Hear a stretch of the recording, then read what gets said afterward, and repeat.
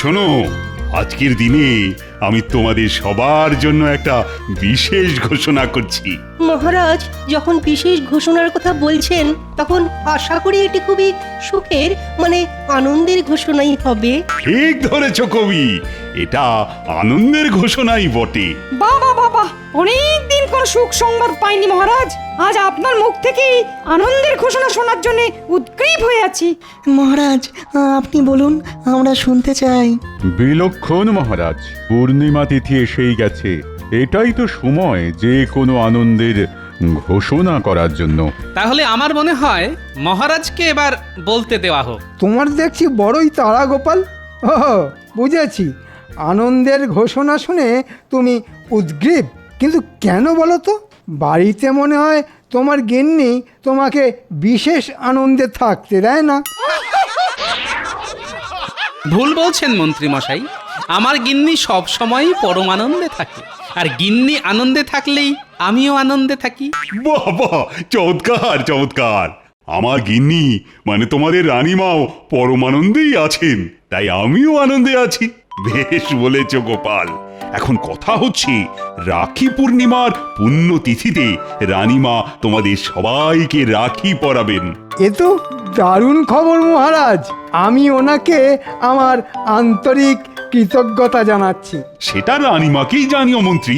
এখানে সবাইকে রাখি পরিয়ে রানীমা যাবেন বাপের বাড়ি তার দাদাদের রাখি পরাতে। সত্যিই খুব আনন্দের খবর মহারাজ। আমাদের রানীমা কাল সবাইকে পরাবেন রাখি, সেই আনন্দে নেচে উঠেছে আমার মনের পাখি। হ্যাঁ সত্যি, এটা খুব আনন্দের খবর। আর এই যে আনন্দ, এটা শুধু মনে, বিজ্ঞান এর হদিশ পায়নি। ঠিক ঠিক। খুবই ভালো কথা মহারাজ, কিন্তু একজনকে নিয়ে আমার খুব চিন্তা আছে। চিন্তা? সে কি, কাকে নিয়ে চিন্তা মন্ত্রী? এই গোপালকে নিয়ে। আমাকে নিয়ে চিন্তা? কিসের চিন্তা? মহারাজ, আমি যেটা ভাবছি সেটা হলো গোপালের যা মোটা চেহারা আর মোটা মোটা হাত, তাতে গোপালকে রানীমা রাখি পরাবেন কি করে? মন্ত্রী মশাইকে সেটা না ভাবলেও চলবে মহারাজ। উনি মনে হয় আমার জন্য একটু বেশি চিন্তা করে ফেলেছেন। সভার শুরু থেকেই আমি সেটা লক্ষ্য করছি মহারাজ। গোপাল, তুমি যে কি বলো, হ্যাঁ? শোনো গোপাল, আমার মনে হয় তোমার হাতে রাখি পরাতে হলে একমাত্র উপায় হলো গরুর গলার দড়ি। এ দেখুন, আপনি কিন্তু একদম বাজে কথা বলবেন না মন্ত্রী মশাই। এটা কিন্তু একদম ভালো হচ্ছে না। মহারাজ, আপনি মন্ত্রী মশাইকে দয়া করে চুপ করতে বলুন। ঠিক মন্ত্রী, তোমার এখন চুপ করে যাওয়াই ভালো। তুমি আর কথা বাড়িও না। আমারও গোপালকে নিয়ে এইসব কথা শুনতে মোটেই ভালো লাগে না। বেশ মহারাজ, আমি চুপ করলাম। শুটকো মন্ত্রী মশাইকে চুপ করতেই হবে। বাহ গোপাল, এবার যে তুমি শুরু করলে। গোপাল, তুমিও চুপ করো না। আমাদের আজকের মতো সভা এখানে মুলতুবি করা হলো।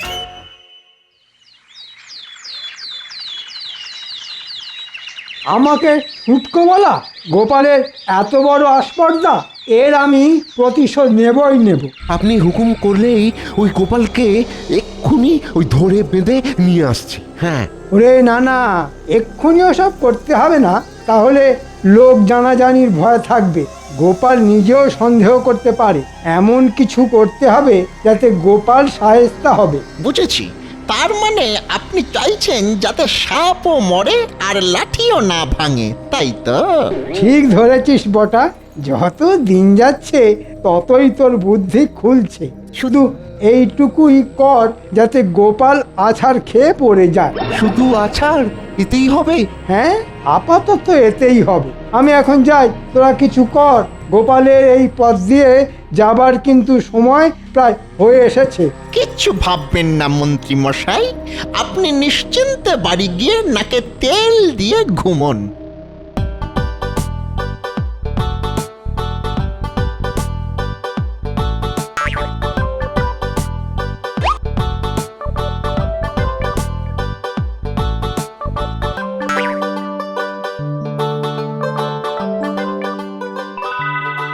আমাকে এবার যে যেতে হবে। হ্যাঁ, তুমি যাও রানী, তুমি যাও, আর দেরি করো না। তাহলে তোমাদের দাদাদের রাখি পরাতেও তো দেরি হয়ে যাবে। কিন্তু গোপাল যে এলো না এখনো। গোপালকে নিয়ে আপনি একদম ভাববেন না রানীমা। গোপালের আসলে কোনো কাণ্ডজ্ঞান বলে কিছুই নেই, আর দেরি করে রাজসভাতে আসাটাই ও নিয়ম করে ফেলেছে।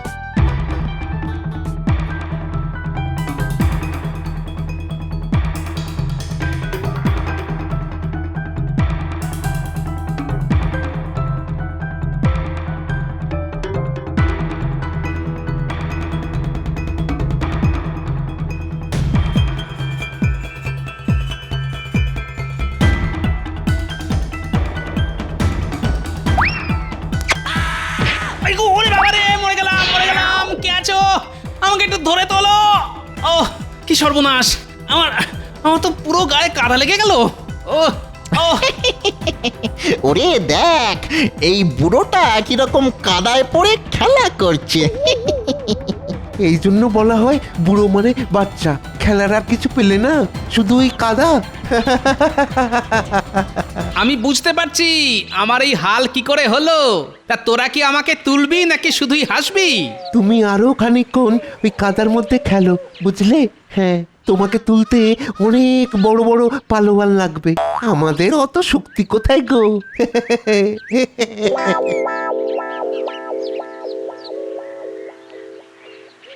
সাক্ষাৎ দুটো শয়তান। আরে বাবা রে, কি যন্ত্রণা হচ্ছে গো। কেউ কি আছো? কোথায় গেলে গো? আমাকে একটু ধরে তোলো। ও কি সর্বনাশ। ও ও আরে বাবা রে। ও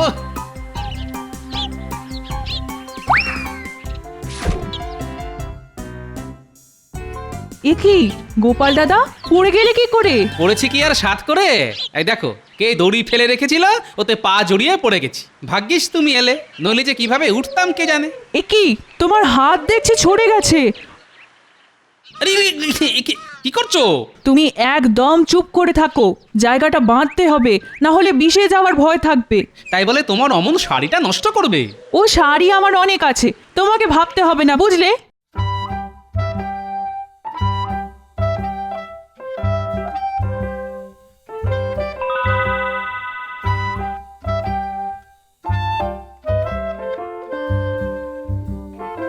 কি ব্যাপার গোপাল, এত দেরি কেন? রানীমার রাখি পরানো যে হয়ে গেল। আমি আগেই জানতাম মহারাজ গোপাল দেরি করে আসবে। মন্ত্রী মশাই, আপনি যে জানতেন সেটা আমি ভালোই বুঝতে পারছি। তুমি ঠিক কি বলতে চাইছো গোপাল? গোপাল, তুমি দেরি করে এসেছো সম্পূর্ণ তোমার দোষে। এখন উল্টো পাল্টা কথা বলে কথা ঘুরিও না তো। আমাকে মার্জনা করবেন মহারাজ, আমি একটু পড়ে গেছিলাম এই আর কি। কিন্তু বাকি কোনো সভাসদদের দেখছি না মহারাজ। কেন গোপাল, তাদের কি ঘর বাড়ি নেই? তুমি কখন আসবে সেই জন্য তারা সবাই বসে থাকবে, এটা তুমি আশা করো কি করে?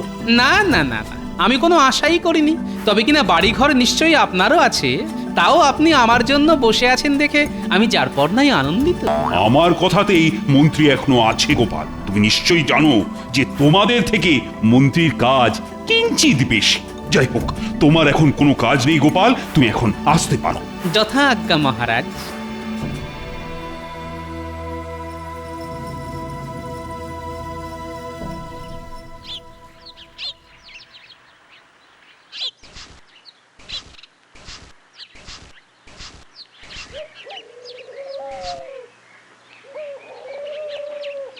গিন্নি, আমি এখন চললাম।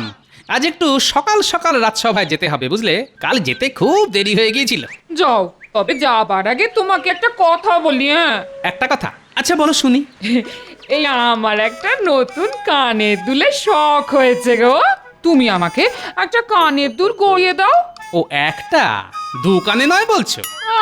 বলো যা, আমি কি তোমার মতো কান কাটা নাকি? বলি, দুল কখনো এক কানে হয়? কোনোদিন কেউ শুনেছে?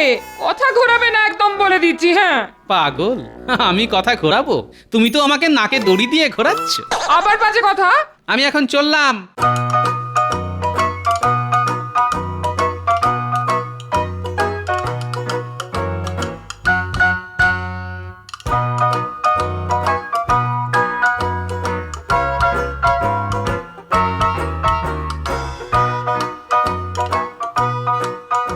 এবার এই কাজটাও করতে হবে রে বটা ঘটা। আপনি কোনো চিন্তা করবেন না, কিন্তু আপনি ওই পুটির বাবার জমিতে মই দিতে চাইছেন কেন একটু বলবেন? শোন, ওই পুঁটির বাবা অনেক ভাগ চাষিদের দিয়ে চাষ করিয়েছে, আর জমিতে পাকা ধান পুরো ভরে আছে। তোরা তো জানিস যে সমস্ত চাষি পাকা ফসল ফলায় তাদের কাছ থেকে আমি নিজের জন্য একটু বেশি করে খাজনা নিই। মন্ত্রী দেখছি খুব গদগদ হয়ে বটা আর ঘটার সাথে কথা বলছে।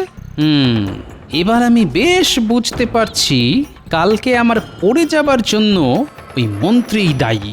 মন্ত্রী আমার ভাবমূর্তি মহারাজের সামনে খারাপ করার জন্য উঠে পড়ে লেগেছে। না, এর একটা বিহিত করতেই হবে আমাকে আজ রাজসভায়। ওহো, এবার এবার বুঝতে পেরেছি। কিন্তু পুঁটির বাবা কিছুতেই আমাকে ওই ভাগ চাষিদের নাম বলছে না। আমি এটা মেনে নেব না। পুরো খাজনাই রাজকোষে চলে যাবে, আর আমার লবডঙ্কা। না না মন্ত্রী মশাই, এ তো আপনার উপর জুলুম। আমরা আজ রাতেই ওই পুটির বাবার জমিতে মই দেব, কিন্তু রাতের অন্ধকারে আমরা ঠিক জমিটা বুঝতে পারবো না। আপনাকে কিন্তু একটু সঙ্গে থাকতে হবে। ঠিক আছে, আমি থাকবো তোদের সাথে। হ্যাঁ মহারাজ, গোপাল আজ একদম ঠিক সময় চলে এসেছে। সে তো দেখতেই পাচ্ছি। হায় গোপাল, তোমার আর রানীমার হাতে রাখি পরা হলো না। না, পড়া হলো না, তবে তাতে কিছু হয়নি। কি বলছো গোপাল? মহারাজ, গোপাল বলছে। আমাকে কথা শেষ করতে দিন মন্ত্রী মশাই।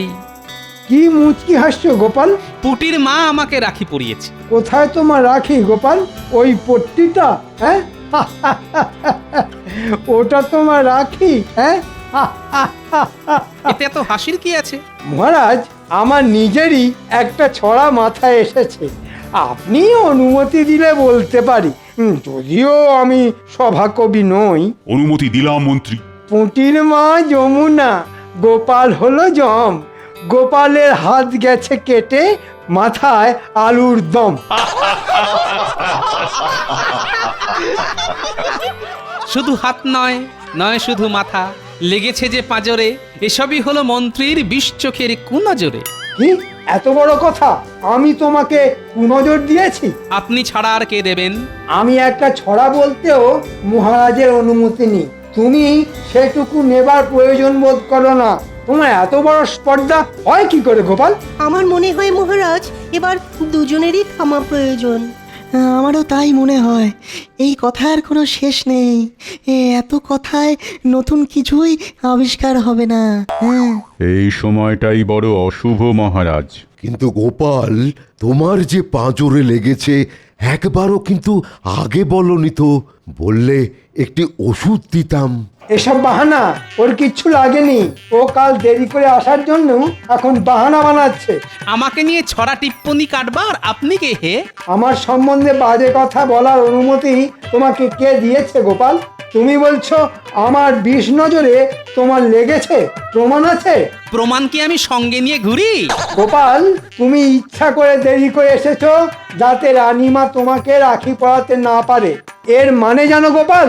আমি বলছি, তুমি রানীমাকে অপমান করেছো।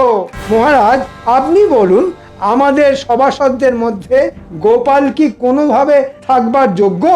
না না না, সব কথা শুনে আমারও মনে হচ্ছে গোপাল তুমি বাহানা বানাচ্ছ। তুমি রানীকে অপমান করে রাজসভায় থাকবার যোগ্যতা হারিয়েছ। তুমি চলে যাও রাজসভা থেকে। তোমাকে আমাদের আর প্রয়োজন নেই। যথাজ্ঞা মহারাজ। এবার বুঝবে ঠেলা পুটির বাবা, কত ধানে কত চাল।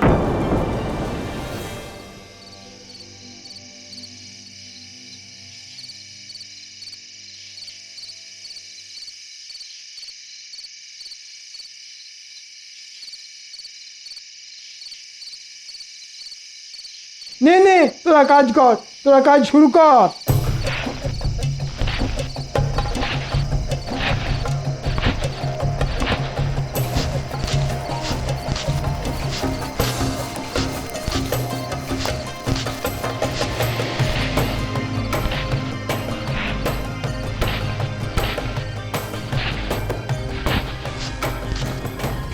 এই রে, কে আসছে?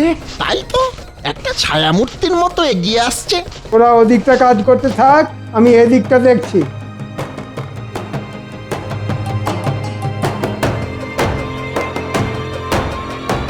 এই কে?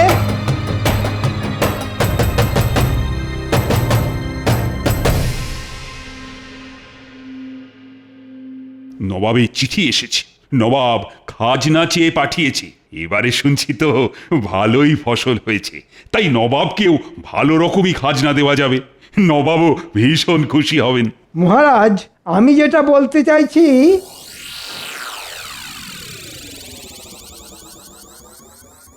কি তোমরা এভাবে রাজসভায়, কিছু কি হয়েছে? কেঁদো না, কাঁদলে না আমি বড় অসহায় বোধ করি। কি হয়েছে আমাকে বলো, আমি কিছু একটা উপায় বার করব। মহারাজ, আমাদের সর্বনাশ হয়ে গেছে। এবার সুন্দর পাকা ধান হয়েছিল, কিন্তু রাতের অন্ধকারে কেউ আমার জমিতে মই দিয়ে সব নষ্ট করে দিয়েছে। সে কি, কে করতে পারে এমন ভয়ানক কাজ? মন্ত্রী, তুমি তুমি কাউকে আন্দাজ করতে পারো? আগে না মহারাজ, একদম না। আপনাকে খাজনা দেবার মতো আমাদের যে কিছুই নেই মহারাজ, আমাদের যে সব হারালো। ঠিক আছে ঠিক আছে, তোমরা আর কেঁদো না, এখন ঘরে যাও তো যাও। যেই দোষী হোক সে নিশ্চয়ই শাস্তি পাবে। আর তোমাদের খাজনা পুরো মকুব। না না না, কোনো খাজনা দেবার প্রয়োজন নেই। না না না না না, এ আমি কিছুতেই মেনে নেবো না। কৃষ্ণচন্দ্র যা খাজনা পাঠিয়েছে তা না পাঠানোর মতোই। এইটুকু খাজনাতে কি হবে? কোথাকার কে পুঁটির বাবা তার পাকা ধানে কে মই দিয়েছে সেটা শুনে নবাব কি করবে? হ্যাঁ গো, আমার সোনার দুলের কি হলো? ধুত্তর, একেই দেখছো মহারাজের ওখানে চাকরি আমার চলে গেছে, সংসার কিভাবে চলবে সেটাই ভাবছি, ইনি এলেন সোনার দুলের কথা বলতে। ওরকম শখের চাকরি করাও যা আর না করাও তা। ওই যখন চাকরি করতে তখনও তো শুনতাম তোমার নাকি কড়ি মোহর কিছুই নেই। আমি কিচ্ছু শুনতে চাই না। সামনে আমার বোনপোর বিয়ে, তুমি যেখান থেকে পারো ধার দেনা করে হলেও আমার জন্য সোনার দুল তোমাকে নিয়ে আসতেই হবে। কি আবদার? আচ্ছা, কাল যাবো শাকরার কাছে, বাকিতে যদি দেয়। ঘরে না বসে থেকে তাই যাও।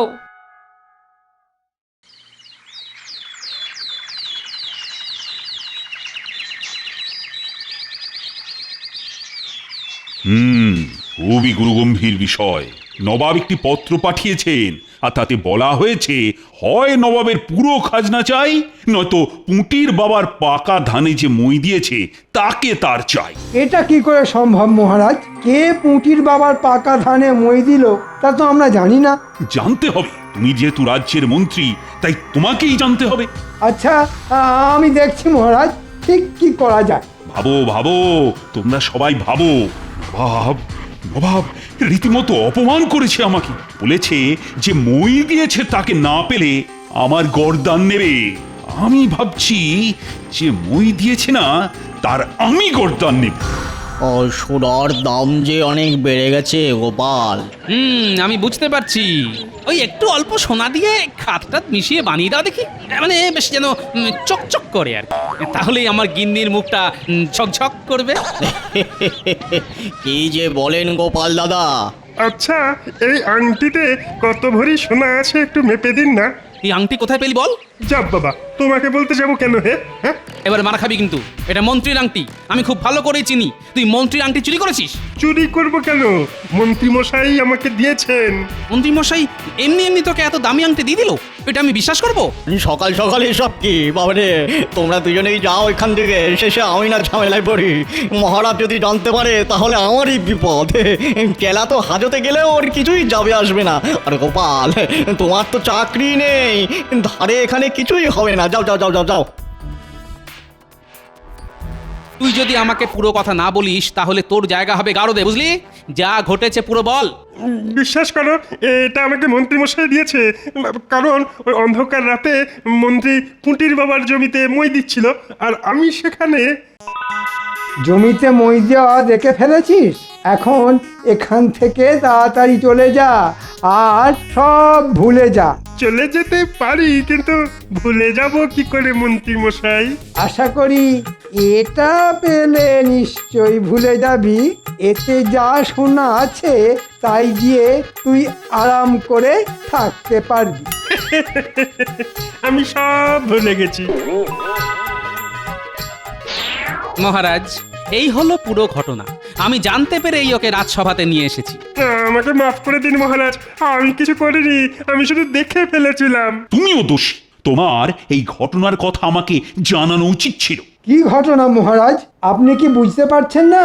চেলা আমার আংটি চুরি করে ধরা পড়েছে আর এখন নিজেকে বাঁচাবার জন্যে আমার নামে গল্প বানাচ্ছে। তাই নাকি মন্ত্রী মশাই? যদি আপনার আংটি চুরি হতো তাহলে আপনি নিজেই তো অভিযোগ করতেন। কই, আপনি তো তা করেননি। না মানে চুপ করো মন্ত্রী, তোমার শাস্তি আমি দেব না, নবাব দেবেন। নবাবের হাতে আমি তোমাকে তুলে দেব। প্রহরী, এক্ষুনি মন্ত্রীকে বন্দি কর। শুধু আমাকে বন্দি করলেন মহারাজ, ঘটার বটাও আমার সাথে ছিল। তাদের কথাও মহারাজ ভাববে মন্ত্রী মশাই, আপনাকে ভাবতে হবে না। মন্ত্রীর 1 বছরের মাইনে যা মূল্য হয় সেটা পুঁটির পরিবার আর ভাগ চাষীদের দেওয়া হলো। আর গোপাল, তোমার কাছে আমি নিজেই লজ্জিত। তুমি রাজসভায় তোমার জায়গায় বসে আমার লজ্জার হাত থেকে মুক্তি দাও গোপাল। যথা আজ্ঞা মহারাজ।